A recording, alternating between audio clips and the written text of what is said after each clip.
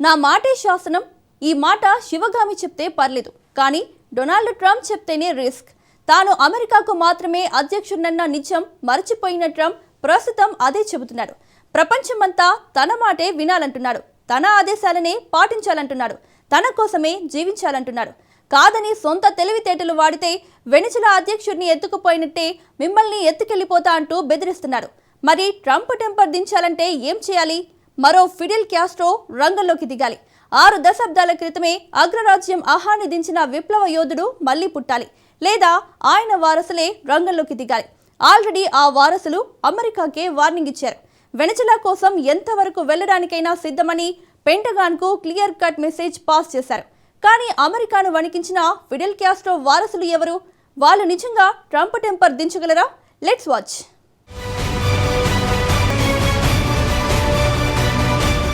Full temper మోడ్లో Trump check పెట్టే సరైనోళ్లు ఉన్నారా?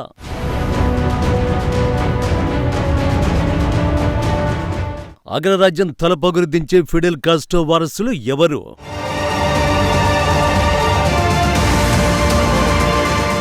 వెనిజులాపై దురాక్రమణ ట్రంప్కు శాపంగా పరిణమిస్తుందా?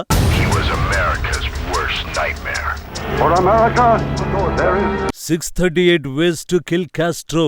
6 దశాబ్దాల క్రితం ఒకే ఒక్కడిని చంపడానికి అమెరికా చేసిన ప్రయత్నాల లెక్కే ఇది. ఇప్పటికీ అమెరికా వెన్నులో వణుకు పుట్టించే ఆ విప్లవ వీరుడి పేరు ఫిడెల్ కాస్ట్రో. ట్రంప్ దుర్మార్గాలు పెచ్చుమెరుతున్న వేళ అంతా ఈ హీరోనే తలుచుకుంటున్నారు. ట్రంప్ తిక్క కుదర్చాలంటే ఫిడెల్ కాస్ట్రో మళ్లీ అయినా పుట్టాలి, అతడు వారసులైనా రావాలంటూ పోస్టులు చేస్తున్నారు. నిజమే, ట్రంప్ లాంటి తలతిక్క క్యారెక్టర్ల తిక్క కుదరాలన్నా, అమెరికా తలపొగరు దిగాలన్నా కాస్ట్రో వంటి విప్లవ వీరులతోనే సాధ్యం. అది ఆయన హిస్టరీనే చెబుతుంది. నాటి పోరాటం కాస్ట్రో తెగింపు రోమాలో నిక్కబొడుచుకునేలా చేస్తాయి. తమతో ఏమాత్రం పొంతనలేని చిన్న దేశమైన క్యూబాని అమెరికా టచ్ చేయలేకపోయింది అంటే అందుకు ఏకైక రీజన్ ఫిడెల్ కాస్ట్రో పోరాట పటిమే.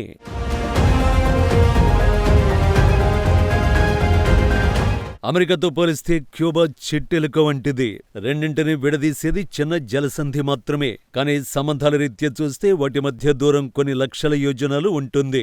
ఫిడెల్ కాస్ట్రో రాజకీయాలకు వచ్చేసరికి క్యూబా ఒక స్వతంత్ర దేశంలా కనిపించేది, కానీ వాస్తవానికి అది అమెరికా కంపెనీల అడ్డాగా ఉండేది. క్యూబాలో 70% కంటే ఎక్కువ సంస్థలు అమెరికా చేతుల్లోనే ఉండేవి. ఫుల్గెన్సియా బాటిస్టా అనే నియంతకు అమెరికా పూర్తిగా మద్దతునిచ్చింది. పేరుకే ఎన్నికలు, పెత్తనమంతా అమెరికాది అన్నట్టు ఉండేది. తీవ్ర అణచివేతల్లోంచే విప్లవ వీరులు వస్తారు. క్యూబాలో ఫిడెల్ తిరుగుబాటు మొదలైంది. అలాగే 1953 జూలై 26న మోంకాడా బ్యారక్స్ పై జరిగిన దాడి సైనికంగా విఫలమైంది. కానీ రాజకీయంగా అది ఒక విప్లవానికి విత్తనం నాటింది. ఫిడెల్ కోర్టులో నిలబడి చెప్పిన మాటలు క్యూబా ప్రజల్లో నిప్పు రవ్వలా రగిలే.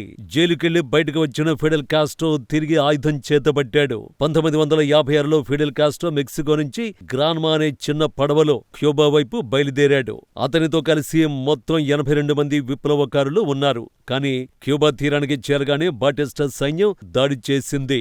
తుపాకీ మోతలో ఆ బృందం చెల్లాచెదురైపోయింది. 82 మందిలో 70 మంది స్పాట్లోనే చనిపోయారు.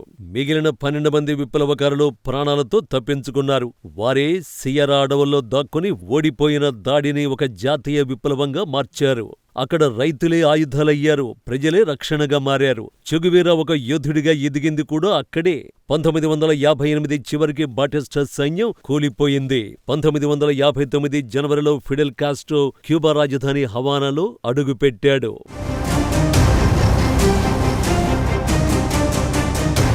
దేశాధినేతగా బాధ్యతలు స్వీకరించిన కాస్ట్రో తమది సోషలిస్టు విప్లవమని ప్రకటించగానే అమెరికా ఆగ్రహంతో రగిలిపోయింది. వెంటనే తమ మార్కు కుట్రలకు తెరలేపింది. 1961లో కాస్ట్రో వ్యతిరేకులకు CIA ద్వారా శిక్షణ ఇప్పించి ఆయుధాలిచ్చి క్యూబాలోని బే ఆఫ్ పిగ్స్ అనే చిన్న ప్రాంతాన్ని స్వాధీనం చేసుకోవడానికి ప్రయత్నించింది. కానీ అమెరికా ఆపరేషన్ కు క్యూబా ప్రజలే ఎదురు నిలిచారు. కేవలం 72 గంటల్లోనే అమెరికా మద్దతు ఉన్న గ్రూప్ పూర్తిగా కూలిపోయింది. ఇది అమెరికా చరిత్ర చరిత్రలోనే అత్యంత అవమానకరమైన పరాజయాల్లో ఒకటిగా నిలిచింది. ఆ ప్లాన్ బెడిసికొట్టాక అంతంత మాత్రంగానే ఉన్న సంబంధాలు పూర్తిగా దెబ్బతిన్నాయి. క్యూబాను ఏకాకిని చేసి బలహీనపరిచి లొంగదీసుకోవాలని ఆనాటి అమెరికా అధ్యక్షుడు కెనడీ ప్రారంభించిన ఆంక్షలు ఏమాత్రం ఫలితాన్ని ఇయ్యలేదు. ఎందుకంటే అక్కడ ఉన్నది ఫిడెల్ కాస్ట్రో. అక్కడి అమెరికా తనకు మాత్రమే వచ్చే చెత్త ఆలోచన చేసింది. ఫిడెల్ కాస్ట్రోను ఖతం చేయాలని డిసైడ్ అయింది. 1960 నుంచి 1965 మధ్య సిఐఏ కనీసం 8 సార్లు ఫిడెల్ ను హత్య చేయడానికి ప్రయత్నించిందని అమెరికా సెనేట్ స్వయంగా అంగీకరించింది. కానీ క్యూబా గూఢచర సంస్థల లెక్కల ప్రకారం ఆ ప్రయత్నాల లెక్క అక్షరాల 638. We're focused on this little island in the Caribbean Sea. He was the great hope. Fidel మాజీ భార్య మ్యారిటల్ లారెంజ్ ద్వారానే ఆయన్ను హతమార్చేందుకు సిఐఏ ప్రయత్నించింది. విషపు మందు బిళ్లలతో ఫిడెల్ ను అంతమొందించడానికి లారెంజ్ తో డీల్ చేసుకుంది. అయితే అప్పటికే విషయాన్ని పసిగట్టిన ఫిడెల్ కాస్ట్రో లారెంజ్ పై గన్ను ఎక్కుపెట్టి నిలదీయడంతో నిజం ఒప్పేసుకుంది. అమెరికా కుట్రగా కనిపెట్టిన ఫిడెల్ ఆమెను వదిలేశారు. ఆ తర్వాత కూడా సిఐఏ కుట్రలు ఆగలేదు. పెన్ను లాంటి ఒక ఇంజెక్షన్ తో కాస్ట్రో శరీరంలోకి విష ప్రయోగం చేసింది. దీని నుంచి కూడా ఆయన విజయవంతంగా బయటపడ్డారు. తర్వాత సిగరెట్ బాంబును సైతం ఆయనపై ప్రయోగించింది సిఐఏ. 1960లో కాస్ట్రో ఐక్యరాజ్య సమితి సమావేశాలకు వెళ్లిన సందర్భంగా ఈ బాంబు ప్రయోగం చేసింది. ఒక పోలీస్ ఆఫీసర్ పేలుడు పదార్థాలతో నింపిన సిగరెట్ ను ఫిడెల్ కు ఆఫర్ చేశాడు. అయితే అప్పటికే విషయాన్ని పసిగట్టిన ఫిడెల్ ఆ సిగరెట్ ను నిర్వీర్యం చేశారు. ఫిడెల్ కాస్ట్రో అమితంగా ఇష్టపడే స్కూబా డైవ్ సూట్ లోను పేలుడు పదార్థాలతో అత్యంత ప్రమాదకర ఫంగస్ బ్యాక్టీరియాతో ఆయన్ను చంపేందుకు సిఐఏ ప్రయత్నించింది. అయినా ఫిడెల్ ముందు అవన్నీ విఫల యత్నాలుగానే మిగిలిపోయాయి. ఫిడెల్ కాస్ట్రో ప్రసంగించే రేడియో స్టేషన్ సైతం పేల్చేందుకు ప్రయత్నించారు. ఇందుకోసం LSDతో కూడిన పౌడర్ స్ప్రేను ఉపయోగించింది. అయితే ఇది కూడా విఫలయత్నంగా మిగిలిపోక తప్పలేదు. హ్యాండ్ కర్చీఫ్ లో ప్రమాదకర బ్యాక్టీరియా నింపి ఒకసారి, పాలల్లో విషం కలిపి మరోసారి ఫిడెల్ కాస్ట్రోను చంపడానికి యత్నించినా అవేవి ఆయన ప్రస్థానానికి అడ్డు కాలేకపోయాయి.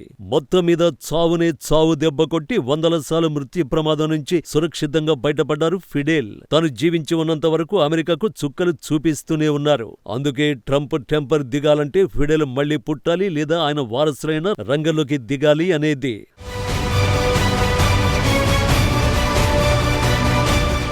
638 హత్యా ప్రయత్నాల నుంచి తప్పించుకున్న ఫిడెల్ 90 ఏళ్ల వయసులో 2016లో మరణించారు. కానీ ఆయన స్ఫూర్తి ఇంకా క్యూబా సైనికుల్లో అలాగే ఉంది. నికోలస్ మదురో కిడ్నాప్ వ్యవహారంలో క్యూబా అధ్యక్షుడి రియాక్షన్ చూస్తే ఈ సంగతి అర్థమైపోతుంది. మదురో కిడ్నాప్ తర్వాత క్యూబా అధ్యక్షుడు మిగ్యూల్ డియాజ్ క్యానెల్ అమెరికాకు వార్నింగ్ ఇచ్చారు.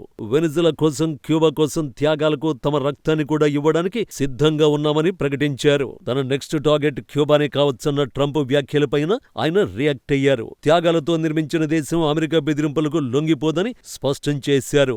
నిజానికి ఈ వివాదంలో క్యూబాకు కూడా సంబంధం ఉంది. ఎందుకంటే మదురోను బంధించిన సమయంలో అమెరికా దాడుల్లో అధికంగా చనిపోయింది క్యూబా అధికారులే.